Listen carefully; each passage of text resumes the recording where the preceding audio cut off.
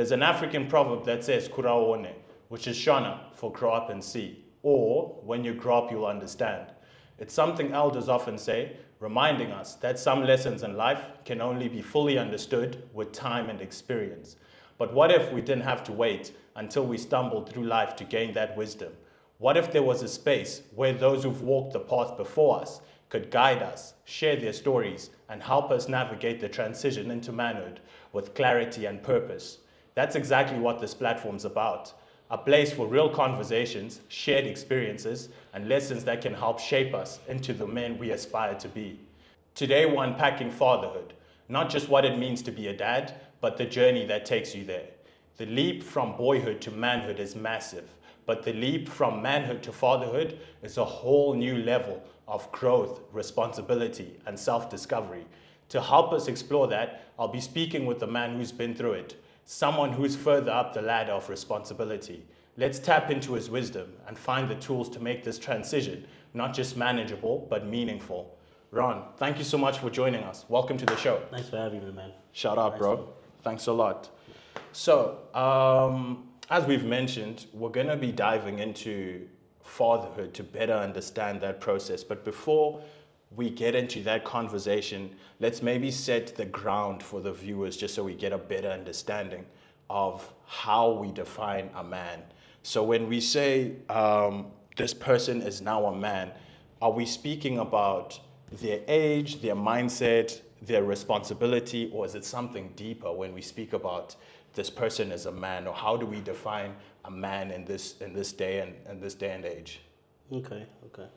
I think the proverb you chose is the best proverb to say kura uone, because God being merciful, you're going to grow up and see, and you get the opportunity to walk the path and express it. You know, when they say kura uone, it just defines itself. Grow up and you'll see what it takes to be a man. With that being said, I think it's a mixture of both, really, of all three things you mentioned, because when you're a man, it's defined by age, but at the same time, it's also defined by the responsibilities you have, because you can be 33 and still be immature, but someone who's 18, because they happen to be a father, they've got other responsibilities. So it's a mixture of age and responsibility combined. That's what I think.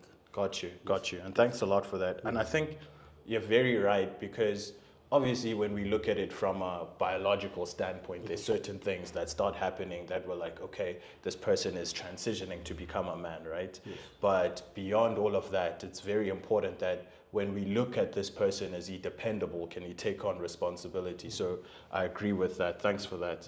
And for you, when do you believe that a boy becomes a man?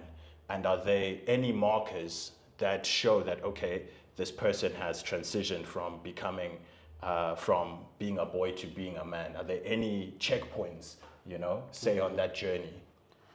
I think every checkpoint depends on your family background, how you're raised as well.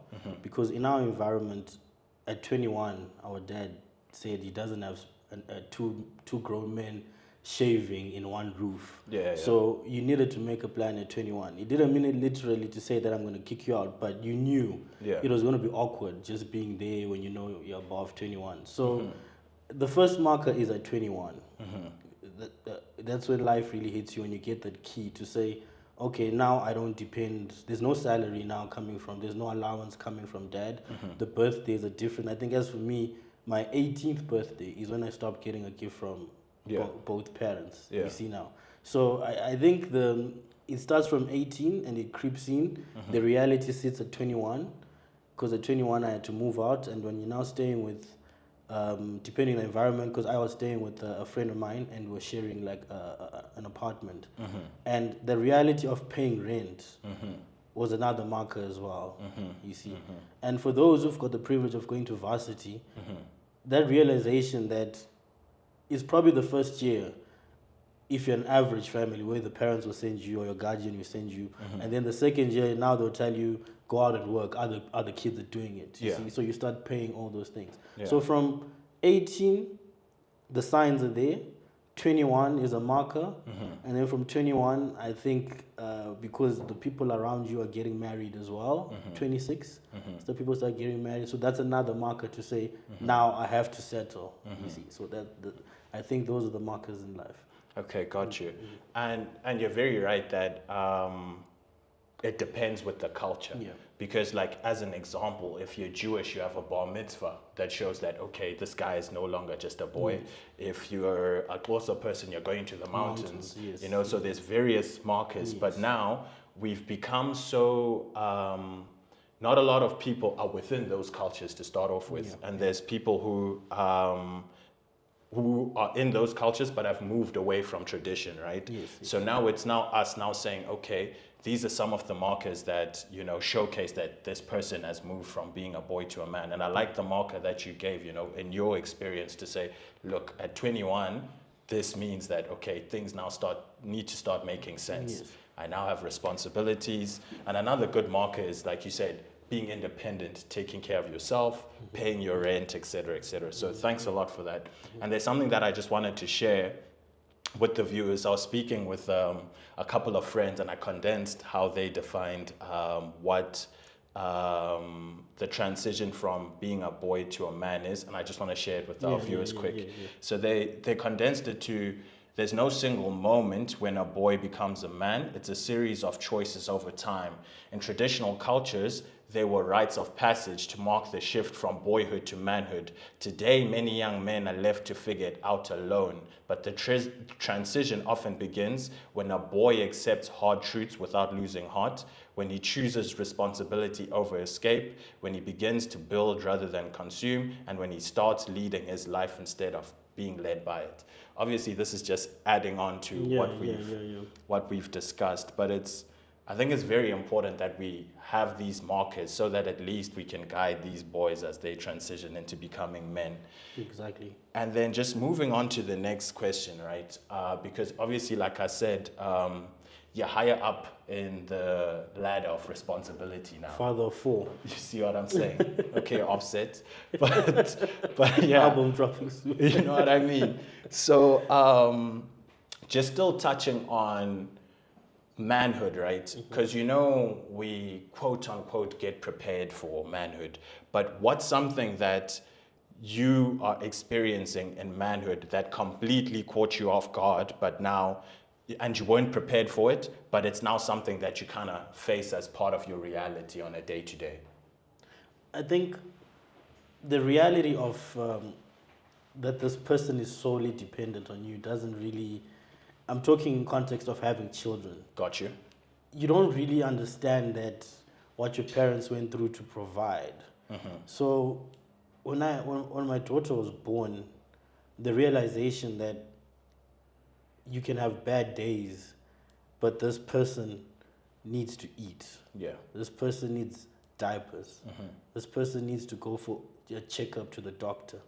So there's private doctors, because now you're married and your wife tells you that they don't grow up like that going to government doctors. So now you also need to adjust and give the proper attention to your child.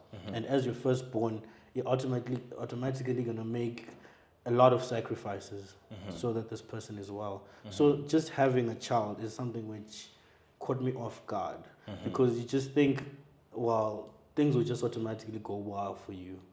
You don't picture a situation whereby they cut you off at work and there's no salary coming in, but this person needs to eat. Yeah. You know what I mean? So that's what caught me off guard. That's so interesting. So it's like you don't anticipate that the bad day, right, is not supposed to be translated to this kid. Bad day or not, this kid, there needs to be a plan made for that kid. Exactly. I think that's basically, if we take it biblically, that's how we're supposed to live. Because we're supposed to live by faith.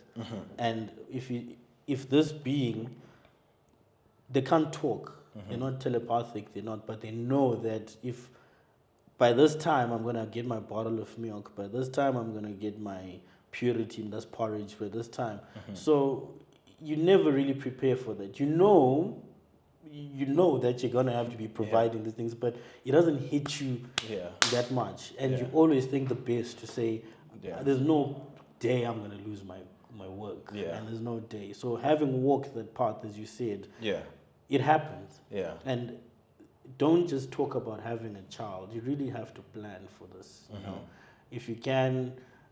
You start buying when you're closer to the due date. You know it's taboo sometimes to buy early. So when it's now closer to the due date, just plan. Put some money aside for these things. You mentioned something interesting, and I just want to ask. You said it's taboo to start buying the child stuff before early. a certain month. Okay, got you. Why is that? At the end of the day, we're Africans, so it's like preempting something before it's about to happen. Okay, got you. So the first early stages of pregnancy, it's not that you're condoning it or giving it strength, but even the Bible says you have to be secretive of some things. So if you say it within the first 3 months, you can have a miscarriage, and there's a lot that can happen. I hear what so it's always just wiser to say it, to buy your stuff, or tell the rest of the family when it's now closer to makes sense the date. Yes, makes sense. And moving on now, diving into fatherhood now. Fatherhood 2 generations ago, right, or a generation ago, it has evolved a lot, right? And how do you think this? How do you think fatherhood has evolved, and what impact do you think it's had on people who are navigating becoming men now? I think fatherhood has involved it's two sides. So I would say in the right direction, in the sense that this new generation is emotionally involved. Gotcha. You get to stay for your child doing sports. You go for consultation, you sit for consultation. But us, when we were growing up, I remember it was only my mom was coming for consultation. My dad was never came for consultation. Sports, he never came to see me playing sports.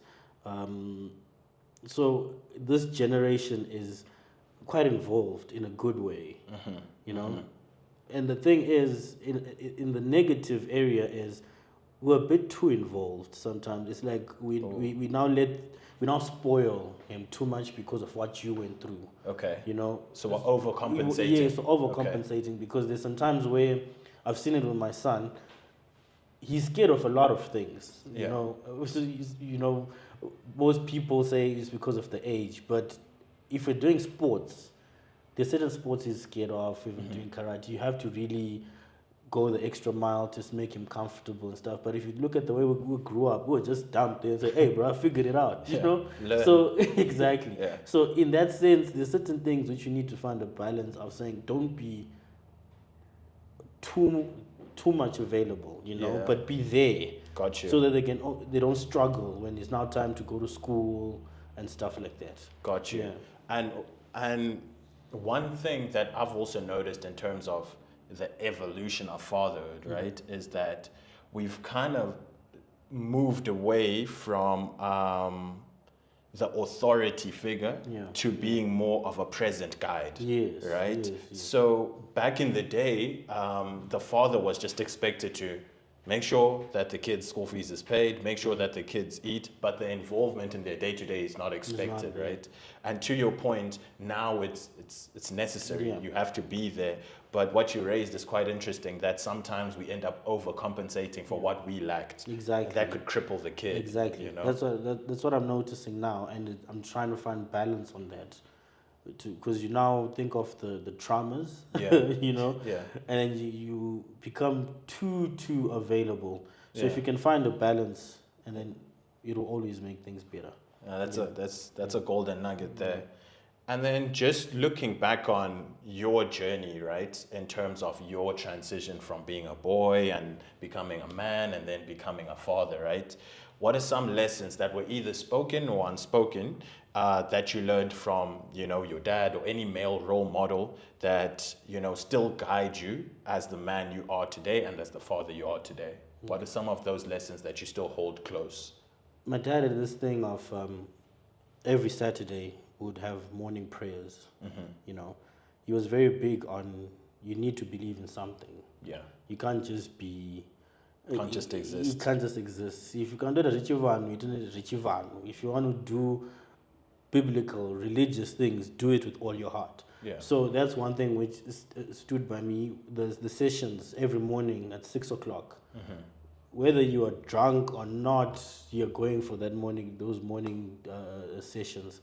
And every Sunday now after church was more like we used to call them veranda sessions, where he just gets to see how's everybody keeping up and just checking in on you. And the other print thing which my dad really instilled was gymming. Yeah. That's still with me up to now. I gym, I exercise. I try and do it 3 times a week. So that's probably something which I'm going to pass on to my child, to say exercising is key. Exercising is key, keeps you away from a lot of trouble. There's an example he used to say it keeps you out of a lot of fights as well. Like imagine you're in a restaurant and you're sitting with your wife and you're just a skinny guy, and then these bouncers are trying to intimidate you in front of your wife. But he used to say, if you're a built guy and people just gauge you and say from afar, it's not worth it. It's not worth the trouble. You see, it's not worth the trouble. Yeah. So it's those things which still stay with me to this day. Yeah. You see. And those are powerful lessons. Yeah. And it's something that I'm noticing from the other episodes we've shot, that exercise is key. Because just moving your body and staying fit, it saves you from a lot of trouble, and it's also good for your head. Yes. It can help you feel less anxious if you're feeling depressed or whatever it is. If you just keep moving, that's good. So thanks a lot for that. And just moving on to another question here, where you see, with a lot of stats, they show us, right, stats around Africa and globally, they show us that a lot of children grow up without active or present fathers, right? And there's obviously a lot of factors that come into play, a lot of socioeconomic factors that come into play, such as people migrating for work, a lot of things that are taking place there.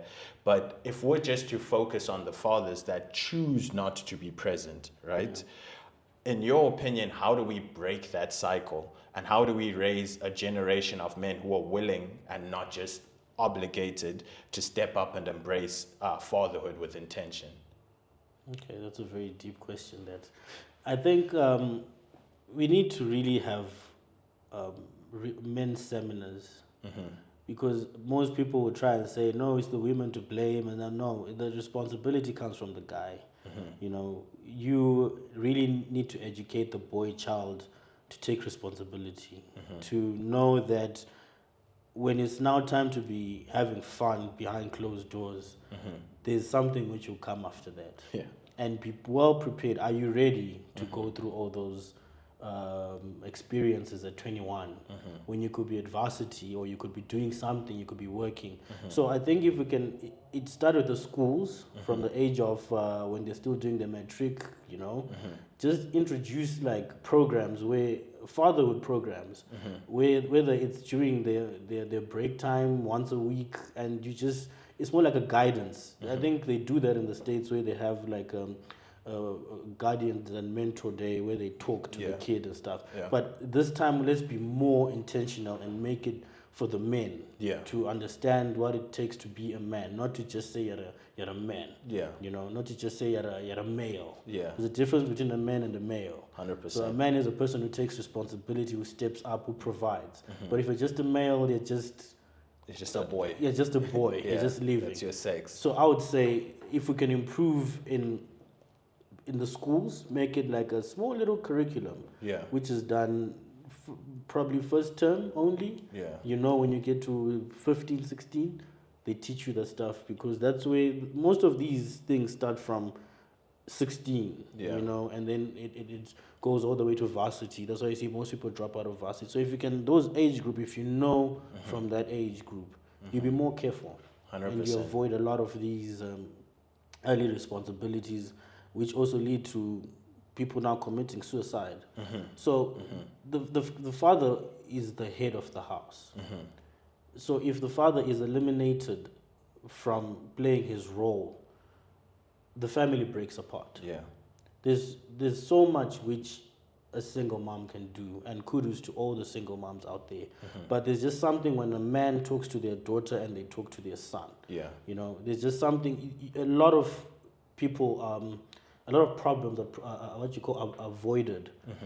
You've seen even when we're growing up, there were houses where you would see like a beautiful girl, but you knew that there was a dad. Yeah. So you'd avoid that house by all means, and you respect it. Yeah. But I've seen from other people, like when you interact, that the houses they knew there was just a single mom there. They would approach. Yeah. So the disrespect, Yeah. you know. Yeah. So it's something which a father really needs to be involved. And most teenage pregnancies which happen with girls, it's things they were lacking from their father, which they're trying to reach out into the world. There's a men's seminar we had. I think they were telling us about your daughter. So it was one of those moments where make sure that your daughter. I've got 3 daughters, by the way, 1 son. So they were telling us, make sure your daughter every morning you tell her you love her. Yeah. And you affirm that, and you kiss her, and you tell her that you'll always be there for her. So if you don't say that, and you don't affirm her, when she turns 15 or 16, the first "I love you" she hears is from an outsider, From another guy. it's from another guy. Yeah. So that's where you get the teenage pregnancies and all that stuff. So you as a father need to affirm, tell her she's beautiful, take her out on dates, go out for dinner, you know, bond, and you see that gap of teenage pregnancy will be closed. Yeah. You know? Because now the girl child knows that there's love at home. You know, I'm Exactly. getting love from my dad. Exactly. And you raised a very important point, because the key thing to do here is to educate. Exactly. The boys need to be well aware of what's going on and the consequences of their actions, should they, you know, do whatever they do. And another thing that we need to try and do is have intentional mentors as well, you know, have people that are within communities that are willing to, you know, assist the boy child to understand this, and have intentional people that are being, you know, there's definitely people that are already in place, like in churches, et cetera, that people need to reach out to. But the number one thing, and I agree with you, is education, making sure that the boy child is fully aware of the responsibility that comes with being a father, and being able to embrace that. So thanks a lot for that, my brother. You're welcome, bro. And then just moving on to diving deeper into fatherhood now.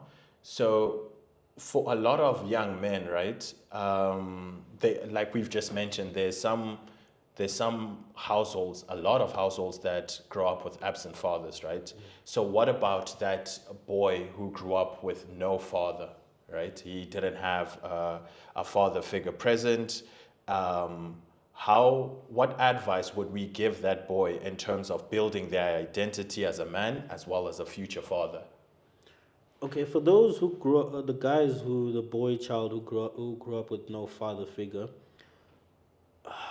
we just have to hope and pray that at least there's an uncle in the house. Yeah. You know, they need to reach out to the nearest a man who's alive. If they can't find a family member, you know, the church, the community, and don't just get anyone to just be the mentor, because that's the thing now. Because some are doing illegal things, and because you're still searching, you know, it's actually a real thing out there. There's a program on DSTV which is I think it's every Sunday or something. Okay. Where grown men until up to 50, 60, they're still looking for their fathers. Oh, wow. It's one of those, like, they grew up without a father. We're not talking about death or anything. They just... Absent. Absent. Yeah. So it haunts them. Yeah. You know, they just need to know who they are. They need to know, you need to know who their people are. Yeah. So it's quite tricky in a situation whereby no one really knows. Yeah. and you know this person's alive. It's different from someone who knows their father is dead, Yeah. so they now can just look for mentors. But for someone who knows he's That this guy alive is somewhere. and Yeah. is not being involved, you just have to pray for healing first of all. 100%. Healing for you as a human being. And once you get your healing, you can now go face it and go head on. If you know where he stays, the best plan healing, you have to go and face it. But if you don't know, if you don't know, you just pray for healing and you just move on. And as you progress in life, you meet up with one or two people who can now intentionally be your mentors. Okay, got you, 100%. And you mentioned an uncle, and that's true. There's definitely going to be people around you that you can have a conversation with, and that are going to be willing to help. And what's good is that we now live in a day and age whereby we have so much access to information. Exactly. You know, the people who, you know, grew up with no father there's so much literature out there. There's so much books out there. You can go onto YouTube and see people you aspire to be like, because like to your point, make sure the person you choose to mentor you is correct. Because if you choose the wrong mentor, you're going to follow in those footsteps. So it's good to make sure that you choose the person wisely. Yeah, that's actually a valid point to say. You could, and actually know someone who says Andrew Tate is their mentor, but they've never met. So YouTube can be another platform. Exactly. Take advantage of the technology, Exactly. and you can find some good mentors out there. Yeah. Exactly. So to anyone who's watching this at home and thinking, look, I feel lost, I don't have a dad, you know, I grew up with no dad, you know, like what we've said now, the first step is healing and acknowledging, you know, that there's no problem with you, but you need to heal. And then the second step is obviously actively and intentionally seeking a mentor, and also going online and reading books about the people you aspire to be. And the beautiful thing is that now you get the opportunity to define what manhood means to you. Exactly. Right? The standard that you are trying to live by, you know, and not let society dictate what being a man is, but you can get to define that for yourself and build the things that you didn't have growing up.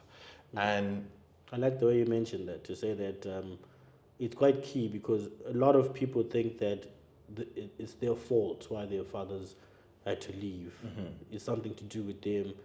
But sometimes he's just a deadbeat, you know what I mean? He's just not there. It's not nothing to do with you. You get your healing, and, you know, we just pray for the best. 100%. And it will come through. 100%. And when we now start talking directly about fatherhood, right? What qualities or mindset do you feel a man must develop to not just be a father by name, but to actually be someone who truly is present, nurturing, and is a responsible dad? What kind of qualities do you think you need to work on if you're intending to be a good father? I think your patience and availability. Patience in the sense that not all kids develop the same. Gotcha. You know, so you tend as a dad, if you've got a girl child, you kind of lean more to the girl child. Hence, people think you've now got a favorite and stuff like that. No, it's just a way of patience. You're patient with this child because you see the way they're excelling in this. You're patient with this one excelling in this way. So you need to understand your child, and availability, because we're out here grinding. You know, we're looking for day-to-day paper, and there's key moments you kind of miss on. You know, if your baby is still young, I remember I missed her first steps walking. So you have to be intentional. Switch off your phone, and know that there will always be time for grinding. Have a set of rules which you won't break. You know, try by all means, unless if you're talking about death. But if it's just work related, just be intentionally switch off your phone and be available. And then play with your kid. Do the things, speak word, affirm the child. You know, speak positive words over your child, and cover your your children in prayer. You know, Gotcha. Because whether you like it or not, it's just a spiritual world we live in, and it's a mess right now. You can see what's happening in the world. Everything is just messed up right now. So if I could leave something with my kids, is patience, being available, and knowing God. Gotcha. Just pray, not in that order, of course, but Yeah. yeah, those are the three things. Gotcha. That's perfect. And I think that helps in the sense that to all the people who are maybe new fathers or the people who are planning on being fathers, there isn't really a rule book that someone tells you that, okay, you're about to be a father, make sure you work on this, There's right? no rule. So that's why platforms like this exist, Exactly. so that we can pass on to the guys so that they know that, okay, I'm about to be a father, let me work on my Because frankly patience. speaking, now that you raised it, there's absolutely no time my dad actually set me down to say, okay, so like this, like this, like this. It's Yeah. different with the girl child. Yeah. That when you're about to be a mom, your biological mother comes down and stays with you for a good 3 months, or you go there Yeah. until the child is now a year or two. Yeah. So it's different platforms like that. But for a boy child, Yeah. there's no time your dad sits you down to say.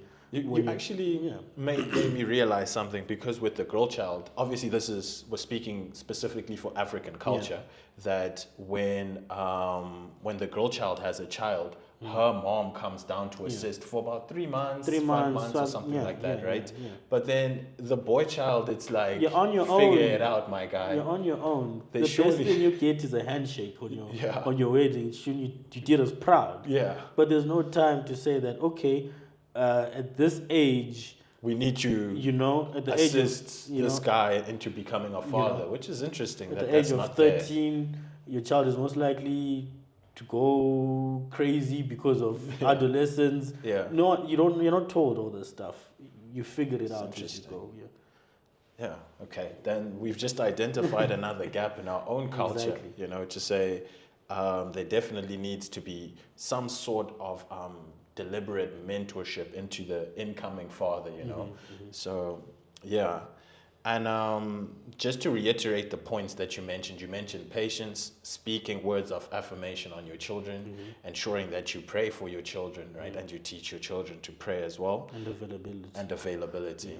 So those are very, very important things that I think those aspiring to be dads or already dads can definitely learn from. And then just moving on to some of the lessons that fatherhood, you know, has taught you.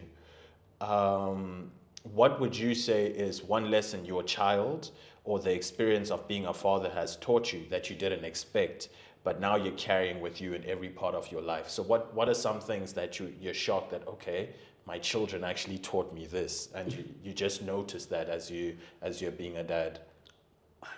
What I noticed is my kids always say, like when they're just playing around, daddy cooks for us, daddy bathes us, daddy does this, daddy. So from someone who's from the outside, you think my wife just sits down and does nothing. Yeah. I realize that I'm really involved in the well-being of my kids. I'm there. Yeah. You know, that's one thing which I realize, that I'm available emotionally, I'm available physically, Yeah. and I took time apart from the busy world to say there's certain things I'm gonna give up on, and just be there. Because my story was quite wild. Because for my first two kids, I wasn't there. I was out there looking for The paper. Yeah. you know. So now I nicely put time aside to say I'm gonna put all this on hold and intentionally be there for the kids. So now with being intentionally available, I'm noticing that I'm a very good cook. You know, I'm noticing that I've got patience. Yeah. I'm noticing that I can change diapers. Yeah. You know, when they're still babies, they're fragile. You're afraid of even touching them, but you notice that. You know, I'm scared of holding newborn babies. you see it's now, scary. but Yeah. you see that you've got it in you. Yeah. It's the certain side, that the gentle side of you don't realize. Yeah. You know, so a newborn, a child just gives you that, to say this egg is so vulnerable, and you're just holding it like this. Yeah. So that's another thing. As the men, you're always like the lion of the but the house. child brings the gentle side of you, Gotcha. which you don't realize that you have until you have. That's interesting, because what you're saying is, firstly, your children taught you that you had skills you didn't know about. Exactly. You know, you didn't know that you're that much of a good cook, but you know, through your journey of being a dad, those skills have unearthed themselves. You've also been able to see that you're patient, and you've also been able to see that, oh, my children are grateful because they actually tell you, oh, you cook for us, you bath us. So that's quite powerful, because what we notice is those little ones do teach us a lot, you know, They do teach us a lot. if we pay attention to their movements and what they say. And just getting closer to wrapping up now, you know, the relationship with father and son is always tricky, right? In terms of your relationship with your father, whether close or distant or somewhere in between, how has that influenced the kind of father you are and aim to be today? Okay, that's a nice one to wrap up with. You, you know, like kura uone, I really like what you called it, because growing up, I always thought that I could do better than my dad, because he wasn't there. Like I'm saying, he was just in between. Going to school, food, we lacked nothing of that sort. Yeah, But when it came to him presently being there, yeah, you know, I felt like, this guy. yeah, But when you grow up now, Kura One now comes to say, are you really doing, can you really do better than this bra here Yeah. with what he's done for you? yeah, You know? So those are the things which you end up realizing that it's not as simple as you thought it was as a child. And you start appreciating every moment, and you intentionally say, like I'm saying, he wasn't involved, he wasn't available emotionally. I'm intentionally available emotionally, because it's those things which I'm trying to correct, you know? So he didn't have any flaws or anything, you know, it was just the emotional part which Yeah. he did. Which I mean, Yeah. for their generation, that was the That was norm, it. you That was know? the norm. Yeah. So you just have to realize that if you just take a toll in the scale by yourself, you will see you're not the only one, really. That generation was just not there, because that's how they raised. They were just raised.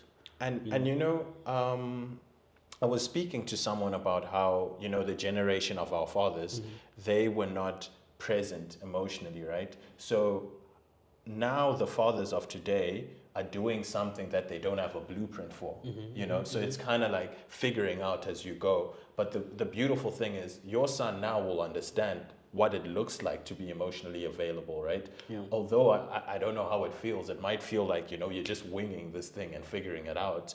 But the beautiful thing about it is that the next generation now has a blueprint they can follow, you know? Exactly. You're leaving something tangible, Yeah. something evident. So, excuse me. So at least you know your kids will be well taken care of, because it's not going unseen. It's something you're leaving there. The time I'm available, he knows that there's no. I've seen people share their testimonies to say that every time, every sports day, my dad was there. Yeah. He would drop what he was doing. I mean, you know this and stuff like that. They were there. Yeah. So that I want to be that guy. You Exactly. know? I want to be that brat to say this. You can relate to me. You can talk to me about anything. Yeah. You know, I want to. You tell me about your girlfriend. You know, don't. Of course, you're at a certain age. Yeah. You know. Yeah. No secrets. Yeah, just be open. Let's be bros. You Yeah. know, you're my bra. I hear so that. I'm trying to make him see that. Let's talk about everything. Yeah. And stuff. So, in a nutshell, Kurawone, you eventually grow up and you'll see Yeah. what it's like to be a father. Yeah. There's no medal or there's no bell which Yeah. will come and ring and say that it's time to be a father. You know, it's to do with your experiences, responsibility, Yeah. and when you actually now become a father. Yeah. That's when you now become like properly balanced. So if it happens at 19, you probably see a 19-year-old would think better than a person who's in their 30s because of what they have. The You know, responsibilities, the responsibilities and the around expectations. them and expectations and stuff Yeah. like that. Got you. And as we close, I just want to say thanks a lot, bro. Thanks for having me, making man. the time. Thanks for having me. I man. think Thanks for having me. there's a lot of things that you mentioned that even for myself were mind blowing, you know, things that I noticed that, oh, I hadn't thought of this like this, and I hadn't thought of this like this. So thanks a lot for making time. And to our viewers at home, as always, thank you so much for joining us. If you're new to the channel, make sure to like, subscribe, and leave a comment so that you let us know what topics you want us to discuss in the next episodes. And I hope that you feel empowered. If you're a new dad, I hope that you've learned something. If you're aspiring to be a father, I hope that you've also learned something. Let's continue to aspire to be the men that we want to be, and let's continue to help each other to get there. Thank you so much. Stay blessed.